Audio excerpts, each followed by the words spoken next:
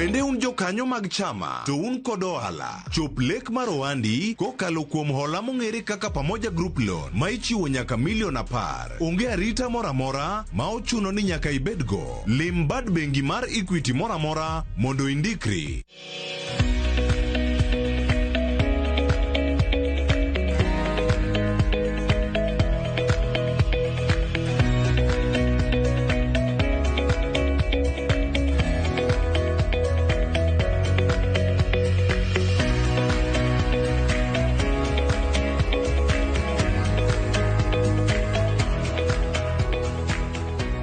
Harwaki chenro wa makawuono maro hala gi mwandu chenro mwamede gomba kagi ogadaluo mago matio mateke weche mago hala kod keto mwandu kawacho po singo moranya kono magajwanga mano mar kelontuak makona dongro kaka ogadaluo machiegi nyinga Lydia okay.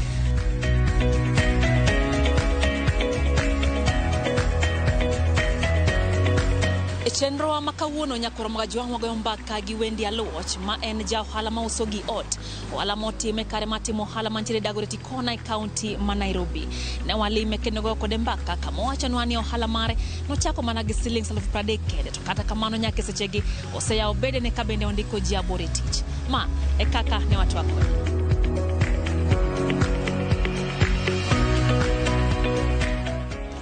nyinga Wendi Aluoch Asere to dala wayo komolo rume Awendo, Migori County, Nairobi kae antie Dagoretti abiro manyo. Atimo ohala kae mar furniture silongo ni Vocation Furniture. Ohala ni nochakore 2015 to nochako kaka ohala matin. Ne waloso ne jo piny, ne waloso ne gik milongo ni TV stand. To koro are 2015 wasabedo kwa loka matin kendo nwachako gi nying moro bang' wania eko kwa loko nyingwa waketo ni Vocation Furnitures. Koro wasabedo kwa loko matin wayao store achiel, wayao workshop achiel, sani koro wan gi workshops adek, wan gi stoche ariyo, yani showroom matin ma koro antiere ni. To koro sani waloso ne ji man diere kae to waloso ne gi products mabeyo are TV stand kwa die tables the coffee tables to wachak wadoge dining wachak wadoge sofa nyaka kitende chini waloso te nachako gi ji ariyo to sani wan gi aboro capital natimo savings matin to nakwayo moko ir familia to nachako gi 30,000 sani waduong wan gi showrooms adek sani. Challenges mwakale sani kaka ing'e dunia wasadonje weche online kae wan gi jok milongo ni scam joma kwalo ne ji koro e online kae mondo wamanuva maber mondo walos ne kata ng'ato gimoro iyudo ka ng'ato hoko trust iyudo ni ng'ato nosa kwale koro mondi seche mikone ni in kel deposit kata commitment fee mondo achak loso ni kom kata mondo achak loso ni mesa ng'ato hok dwar kasto challenge moro ma watu wanya yudo kae en following up to trends lakini watemo kuma wasachope watemo ndi sani wan gi ready products ka ng'ato dwaro obiro e duka man located Dagoretti Wanyee Road to kao product to dhigo oneno gi wang'e mondi to kao to dhigo to lessons ma asa yudo kae are ohala ni ochakre ni gimora mora dwaro time odwaro saa biashara mondi chaki en kaka nyathi monyuol ikao nyathi are obed matin mobiyo lagi mobiyo wuothi mobiyo chiem ba koro ringo kamane kaka ohala nitiere koro okinya bira ni chako ohala kawuono to kinyo mako ibiro mos itero ohala mos challenges ng'eny profits be ng'eny koro itero ohala mos imanuva across those challenges kaka gibiro e kaka imbe i resolve gi passion anya wacho ni akuom wuoyo gi ji to gi demand ma ji ni godo gik ma ji dwaro gik mabeyo to koro ng'ama los ne gik mabeyo onge koro gima miya drive no en ji dwaro gik mabeyo beyo, an gi akili gi creativity mar loso gik mabeyo beyo. Koro akawo supply no, akawo demand turn it into supply. Emomiyo be ohala ringo ma smoothly. Inyalo chako are kuma intiere. Inya chako kata kibede ot. Inya chako kata ki idhi iwuoyo gosiepni moro. An gosiepna moro mochako mare, en gi fundi maloso ne kombe. To kombegi en okonyiew, en o advertise online. Kaka sani nitie Facebook, nitie Instagram, nitie TikTok. Odhi o advertise online. Koyudo customer, odhi okono fundi niya, losna kom ni ayudo customer. Customer chulo to biro kawo kom bang' 3 days wawach kamano. Koro kik limit yourself ni koro ini beda ni onge tich. Ni beda ni adwaro 5,000 kata 30,000 kata 100,000 mondo achako ohala. Ohala inya chako from anywhere, anytime, kaka idware no. Inya chaka bora in gi drive ni mae gima dwa dhine. Koro ichako ohala from kuma intiere. Kiki beda ni ini beda ni rito mondo ndiki tich. Sani tich indikori kendi.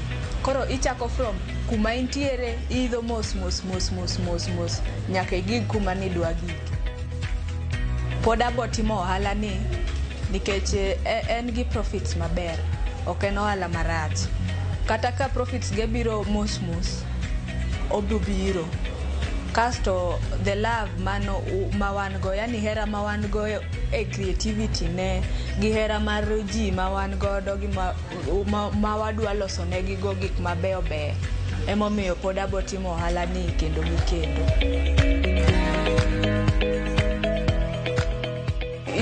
Yore accounts kono waloso ga receipts. To receipt book ni nigi copies ge. Kasto tinde wan gi mobile banking. Koro every month wadhi wang'iyo transactions kako timore.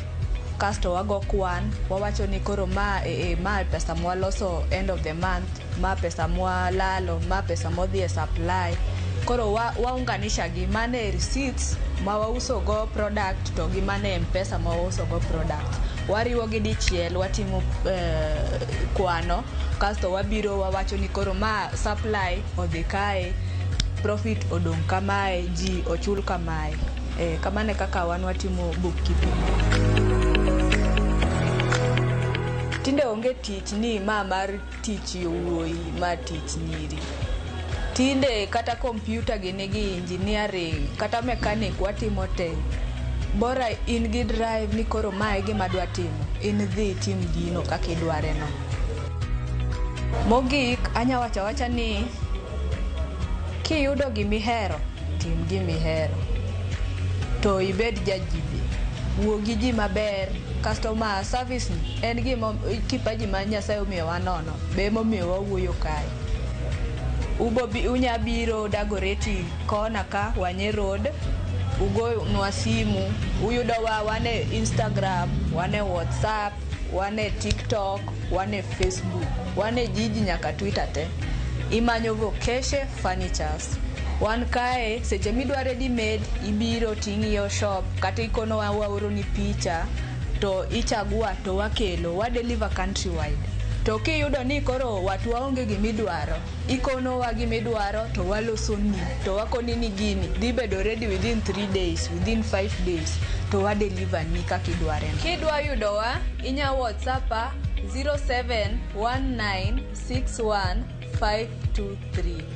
Kata igochnwa e 0715361490.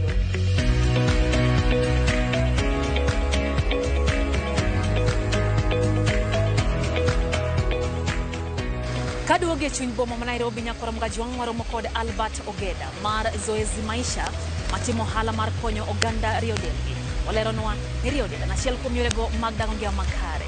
Ne watwa kode e boma ma Nairobi kama bende ouse gigo mabende oganda tiyo godo e orako magi. Ma e kaka ne watwa kode.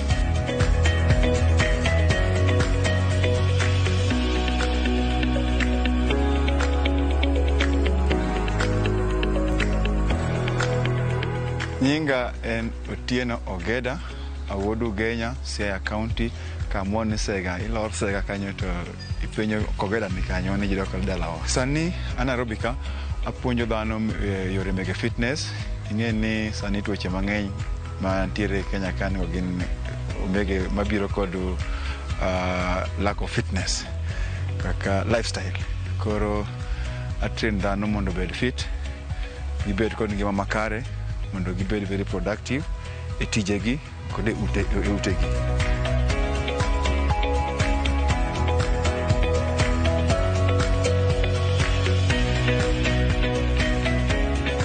Kambi na iluongo ni Zoezi Maisha, en nying ma Swahili king'iye maber ngima kod tizi exercise.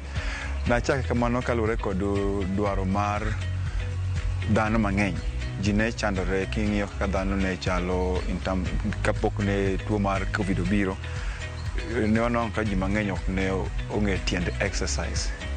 Koro nachake kang'e ni adwa konyo jopiny mondo bed kod ng'eyo mar adiera marango mar exercise. Nachake mwaka 2019 to gimomiyo nachake kaka pimo mokwongo na en ni mondo dhano mang'eny mane ohero bedo kod ngima ma long sedentary lifestyle, mondo oge ngima ma sedentary lifestyle, gibed active. King'iyo taonde mang'eny kuonde gionge puothe kaka dala kucha ing'eni dhano dhi e puodho kinyi, ji dhi e nam mako rech, tije matek. But Nairobi ka ng'ato bet e gari okinyi, kochopo e basement to kawo lift odhigo kanye, odhigo office. Koro inwang'o ka ng'ato bedo kod del mayomyom, del makeng, dho Kenya wacho kamano, del ma ok ochwiny. Koro emomiyo nawacho ni afadhali atem ane matek mondo ane kaka anyalo konyo jopiny mondo bed kod ngima makare. Ka siganda en siganda mabor ahinya. Chon higa mar natiyo piny miluongo ni Sudan ma milambo, South Sudan. Then bang'e no tulo nomuoch kokono ba ohando mane watimo kocha nodhi okethore. Ewi mano ne abedo kod chandruok mar obwongo kaparo kaka gik mang'eny masewito. Koro namanyo joma nyalo konyora kod mondo awuoge e paro, agol paro mang'eny go e wiya mondo abed kod paro machielo ka aseduogo e piny mar Kenya. Diero noyudo ka an kod ratira ma kilo 104, to ok nang'eyo ni anyalo golo kilo mang'eny bochego e denda machop kuma chope. Natemo matek, niwach ok nang'eyo ni mano e gima natemo mondo awuoge e ngima mar achiedh nade mondo abed kod ngima makare. To ok nang'eyo ni natemo kara golo kilo e denda. Achake mos bang' dweche matin ayudo ka osedonjore e denda. To pod napek kiasi. But temo matek ba awacho ni gini chal manyalo kelo mapato matin kata kobedo ni wasewito yuto mang'eny piny mar Sudan ma milambo. Chon kwere wegi wane maparo ga ni kibedo ng'ama iye ng'ongo, mano ine ng'ama koro dhano miyo luor malich ahinya. Ka ok nwang'eyo ni mano ne en tiend tuoche mang'eny mane donjo e dend dhano. Koro king'iyo maber Nairobi kanigo ji mang'eny ok en hero marwa. Ji obiro dwaro. To ji kata kobiro dwaro to ok nyal yudo gimidwaro no ka in kod del makenke. Gima nyalo nyiso anyuolawa mantiere Nairobi kanigo, te matek, ok nyal bedo modich maloyo dendi. Chiemo en wach maduong' ahinya e weche mege jiwo del. Abiro nyisi maber ni kichamo chiemo ma gidho ngere iluongo ni junk mang'eny, to ok igole oko, iluongo ni calorie in, calorie out. To mera idagi yie nyaka redhere, dendi nyaka yawre mano, del no dwaro space manyalo kano gigo. King'iyo chiemo mowuok dala koche, mogo mimirego dala cha, mogo maber malich, en kod nyinyo maber mar konyo del yo makare. Omena, king'iyo omena ni kod iluongo protein iluongo nango dhaluo. Mano en wach ma kodonji dendi. King'iyo kata jok madala kandego, gimondo gidhi e puodho, gichamo chiemo maler, ok chiemo mobedo processed. King'iyo umbas Nairobi kodo jadala Jumbese. Ino anka Nairobi ni chamo ndalo nogi kabisa kipimo kod jadala cha because jadala cha tiyo tich matek to no nyisi ni ngama dhano koso ikete piny Kenya kiti tich matek tichamo chiemo makare.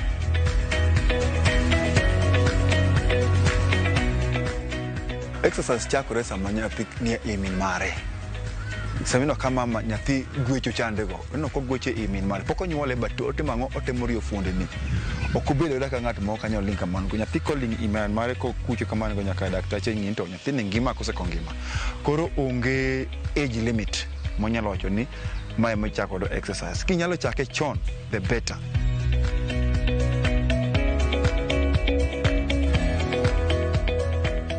Gipogore kineno jok matingo chuma okrach ting'e ni nitie gima luongo ni sustainability. Kibedo ng'ama jaduong' koro miaka mwachope mwachomegi to fadhali iti kod ratil mar dendi mondo okonyi ang'ono okonyi gero dendi yo makare. Ohala matimo mar fitness ni akete okang' machielo yo machielo in the sense that ni okochuno nyaka idhi koda kaka machiegni. An kod customers man mopogore opogore. An customers man Kisumu, Busia, Nyeri, moko ni out of the country, South Africa, in the US. Gima timonegi en ang'o? Amiyo gi mana program e juma ka juma. The program kanigo nitiere gik manyiso gi kodo. Ka ine ot, ionge chuma mege gym kandego. Anyalo nyisi ni kawo buguru mar pi, winjo? Buguru mar pi, ariyo koni kata mar 5 liter titimo kodo squat mani ng'eni en weight midhi time gym chandego okochuno nyaka idhi e gym to gik ma in go matin go ma otgo nyalo konyi timang'o nyalo konyi timo gigo e yo makare. Wan go social media accounts gimitimo mokwongo nyalo luwa e Facebook Zoezi Maisha Fitness, Instagram Zoezi Maisha. Kise yudo kanyo to wabro wuoyo to inyisa chandro mari midwaro. Jite ok nyal bedo dwaro the same thing. Also lewni mege exercise, wuoch mege exercise, kod training matimono. Also gausa online kanyo kidhi Zoezi Maisha Fitness Club iboneno wuoch mauso, lewni mauso kod any other fitness apparel man kodo store marwa. To inyalo yuda e Facebook, Instagram, WhatsApp, namba na en 0722 142914. Nyiko Ramogi ngima e mwandu. Ka in ngi ngima mobengni to kata mwandu mimanyo no kibi yudo. Kote matek mondi bedi kod ngima makare, ichiemi yo makare, itim exercise yo makare, to mwandu mimanyo no ibro yude. Ikete yie ma Nyasaye. Wakao yo machuoke chendo ni mar ohala gi mwandu nyakora mgajo kata kamano kawaduogo wambanyo ni ja ohala wa marjo kikidhi mabor.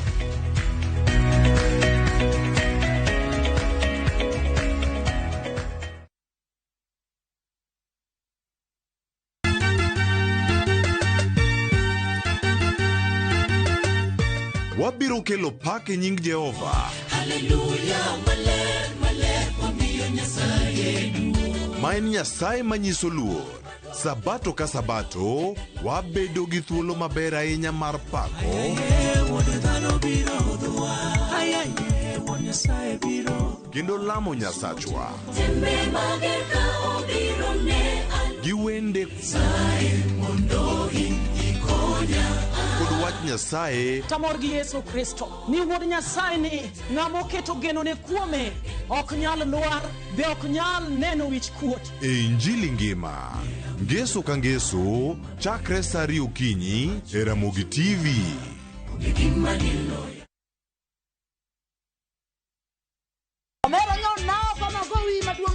Ka nyiero kod mor dhi nyime,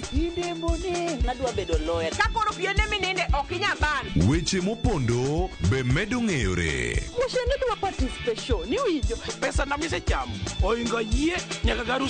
To kwe kethore kind ji. Ma town, to ng'ato ka ng'ato temo mana tony. Yani mtaani sani ji tema pek. Nyar kochia, tich Tich abich ka tich abich, saa 1:45 otieno.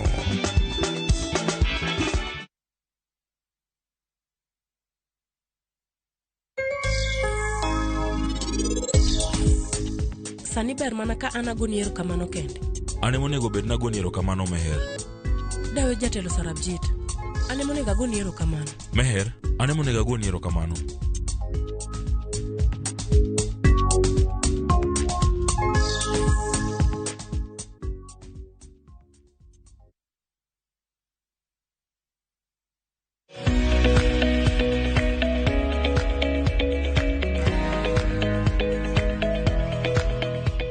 Machiegni kendo nyakoromga jwang' e chendo ni mar ohala gi malo. En mor mara e podi kete mana kae chendo ni wang' jowi mari mihero mar Ramogi TV.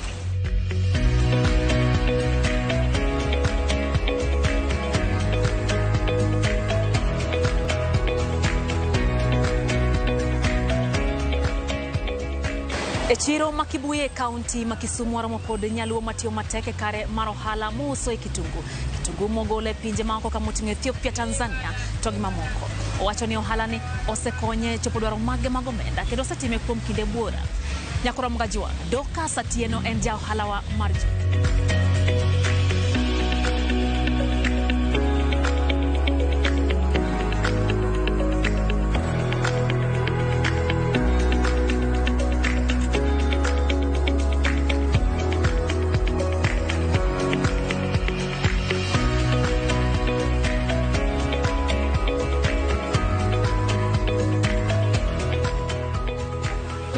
Dorcas Atieno Obote and aya Homa Bay County but atimo wala Kisumu kae. Atimo wala mar loko kitungu na ya college to bank college asebet to na wacho ni atem loko wala mar kitunguni. Aseloke koro modwe mar aboro dibet ni aseloke kuom higa achiel. Kitungu kalure na uso gimoro mopogre gi kitungu product moro to nentie jiranda ma bene uso kitungu. Koro naneno ga ko loko kitungu, aneno ka kitungu di kode maber. Alafu apenje to momi advice ni an be anyalo chako. Kama ne kaka na bet gi interest ma chako loko kitungu. Capital mana chako go kalure gi chon, higa mokalo dwe mar aboro kitungu beche ne ber kabisa. Iyudo ka ni waro kitungu kila achiel e puodho siling 35 kata 25. Koro namanyo capital matin mar siling 30,000 mana gemo godo tana achiel mana chako godo. Kalure gi sani kitungu bei tek kendo ya mabor. Iyudo ka kitungu seche ma ochopo kae, ochopo gi bei moidho, transport boidho, fuel. Alafu Kenya ka be sani kitungu onge. Wa import kitungu from outside to some extent mwadhi nyaka omo kitungu wadhi Tanzania, moko Uganda, kaka makoro an godo sani gi magio ya nyaka Ethiopia. Koro yudo ka transportation costs ni malo to wa inyore kabisa.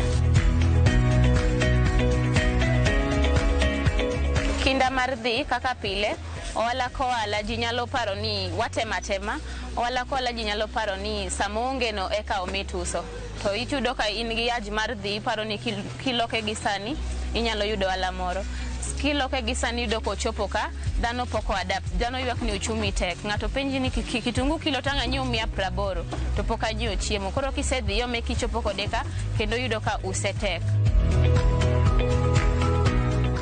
Mabere ni kidange kiyudo wala kaka gisani mantie toka kae gi neneno ka net achiel otingo like 43 kgs. Koro in a day I calculate ni samoro yolo net adek kae.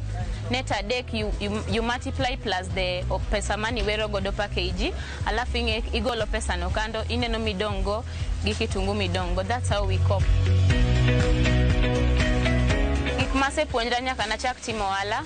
Ohala dwaro chuny motegno. Kin jo ohala okochuno nyaka yud pile. Kawuono inyalo yudo kinyo kiyudi. Kendo kijola nyaka ibed ng'ama ng'eyo wuoyo gi ji. Gisani kaka kitungu tek, yudo ka customers gi mane in godo ringi, gi bek some new customers. Nikech kiwuoyo gi ng'ato marach kilo watiyo godo nikech kilo mwatiyo godo sani ji nigi kilo mopogore opogore kaka mantie buta kaeni ma iluongo ni digital kilo. Ka kitungu beche tek inyalo set the price, iset the price koro ka ng'ato dwaro kata mar 100 kilo ni determine mar 100. Ineno chon watiyo ni iyudo kikwano kitungu, iyudo kata kikwano, ikwano kata 50 kamae, but then kikete kilo iyudo ka kilo en kata $60 koro in mani wang'. Ng'ama dwa chako wala kitungu anyalo jiwe ni chako ok tek. Kisechako pesa mora mora matin main godo no inyalo chako godo la mora mora, iketo chuji motegno to chako ok tek.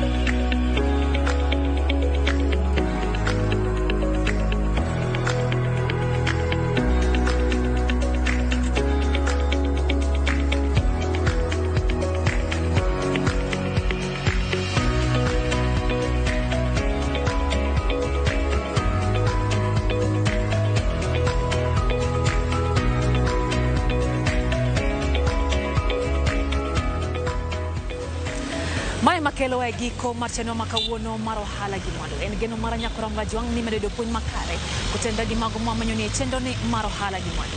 Tudi koda kendo juma manyien wamed goyo mbaka mago makelo dongruok kaka oganda.